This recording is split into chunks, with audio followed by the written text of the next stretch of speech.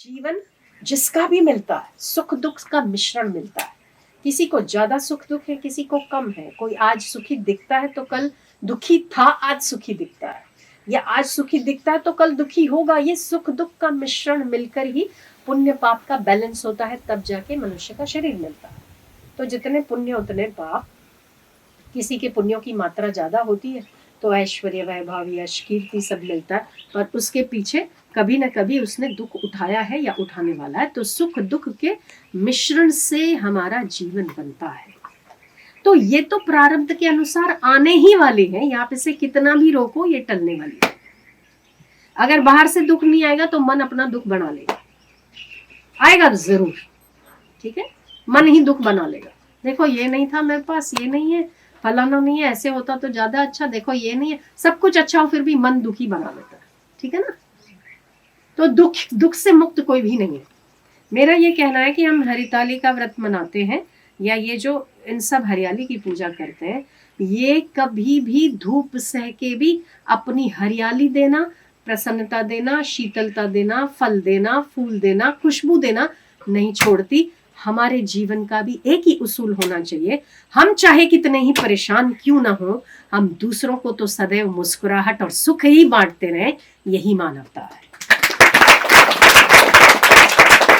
आप विचलित क्यों ना हो, चाहे किसी भी बात से, फिर भी दूसरों के जीवन पर, दूसरों के सुख पर आपके दुख का इफेक्ट नहीं आना चाहिए।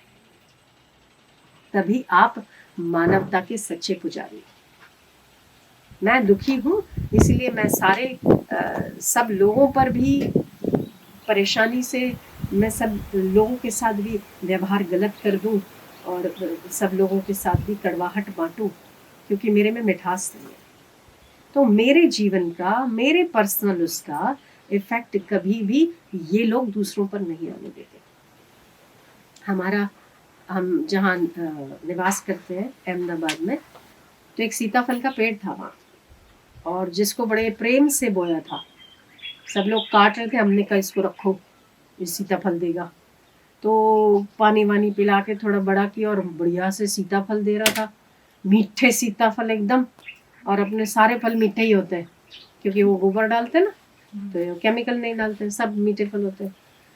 तो इस साल, हर साल वो सीताफल देता। इस साल रिनोवेशन में बहुत सारा मलबा गिरा उसके ऊपर, बहुत सारे पत्थर गिरे, सीमेंट गिरा, तो पानी वानी पिलाने जैसा बचा नहीं। मतलब सारा उसके जो आसपास था, जो वो कुंडी कर लेते ना, सब गिरा पड़ा था।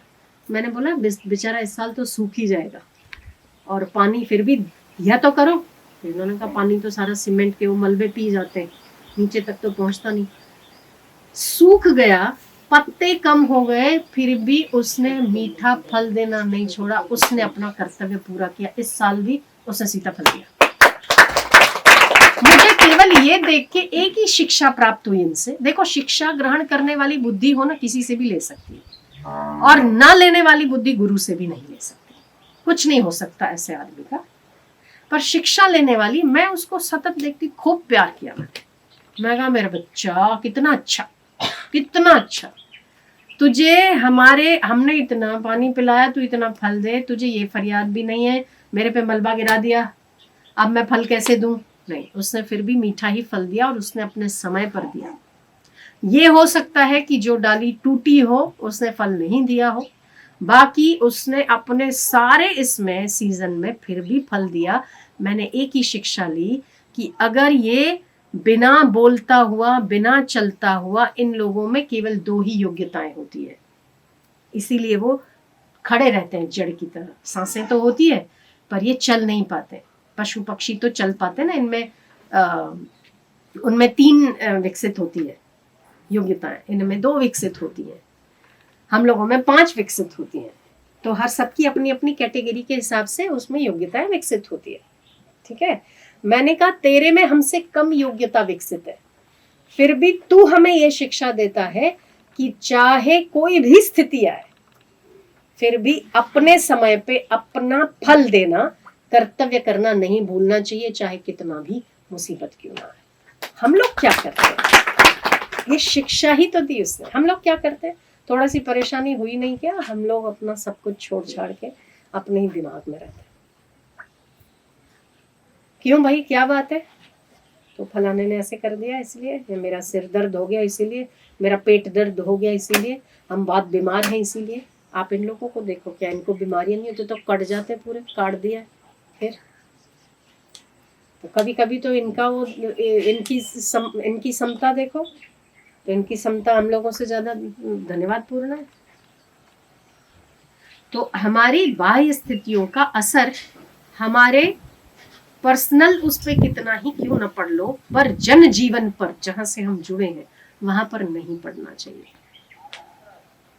दूसरों के लिए हम सदा फलदायी बने रहें, दूसरों के लिए हम सदा प्रसन्न मुख बने रहें, दूसरों के लिए हम सदा सुख देने वाले बने रहें।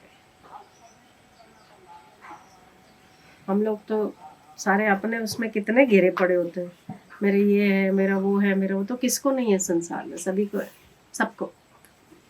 कौन मुक्त है, सुख दुख से कौन मुक्त है?